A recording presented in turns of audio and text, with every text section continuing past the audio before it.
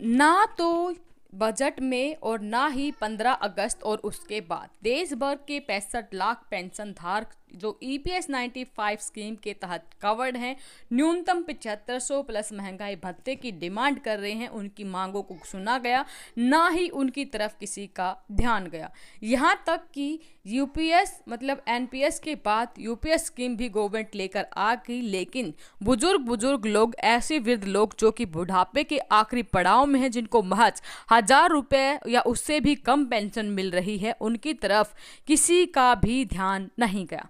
और ऐसे में हमारे एक माननीय सांसद हैं सुप्रिया सुले जी, जो महाराष्ट्र से हैं, उन्होंने ईपीएस 95 पेंशन धारकों के दर्द को ना सुना ना समझा, बल्कि उन्होंने संसद में भी इस मुद्दे को उठाया। और इसके बाद भी 18 अगस्त 2024 को हुए महाराष्ट्र में एक कार्यक्रम के दौरान सुप्रिया सुले जी ने ईपीएस 95 पेंशन धारकों के लिए 7500 रुपये पेंशन और महंगाई भत्ता देने का वायदा किया। उन्होंने पुराने वादों को पूरा न करने के लिए भाजपा नेताओं की आलोचना भी की। जी हाँ दोस्तों, 18 अगस्त 2024 को महाराष्ट्र में आयोजित एक कार्यक्रम में सांसद सुप्रिया ताई ने ईपीएस 95 पेंशन धारकों की मांगों को जोरदार तरीके से उठाया। उन्होंने पेंशन धारकों के प्रति अपनी संवेदनाएं व्यक्त की और सरकार से उनकी मांगों को जल्द स्वीकार करने की अपील की।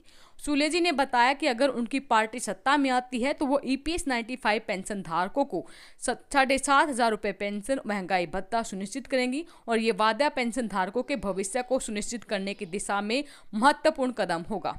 इसके अलावा 2014 में तत्कालीन वित्त मंत्री अरुण जेटली और यहाँ पर तत्कालीन हमारे श्रम मंत्री प्रकाश जावड़ेकर थे, उनका वादा भी उन्होंने याद दिलाया। इस कार्यक्रम के दौरान सूले ने 2014 के पहले की स्थिति का भी जिक्र किया, जब भारतीय जनता पार्टी सत्ता में नहीं थी।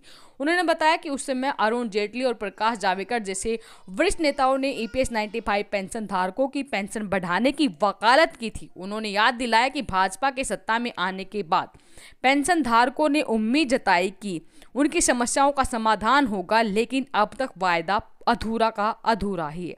सूले ने इस बात की चिंता जताई कि भाजपा नेताओं द्वारा किए गए वादे पूरे नहीं हो सके। उन्होंने कहा, अरुण जेटली जी अब हमारे बीच नहीं है, लेकिन प्रकाश जावड़ेकर भी अपने पुराने वादों को भूल गए हैं। सूले ने जोर देकर कहा, जब ईपीएस 95 पेंशन धारकों को उनका हक नहीं मिलता तब तक वो लड़ाई जारी रखेंगे। सुप्रिया ताई के भाषण ने ईपीएस 95 पेंशन धारकों के लिए एक नई उम्मीद की किरण जगाई है, क्योंकि पेंशन बढ़ोतरी की मांग लंबे समय से लंबित है। सूले का वादा इस दिशा में एक महत्वपूर्ण कदम हो सकता है, जिससे लाखों पेंशन धारकों का जीवन सुधर सकता है।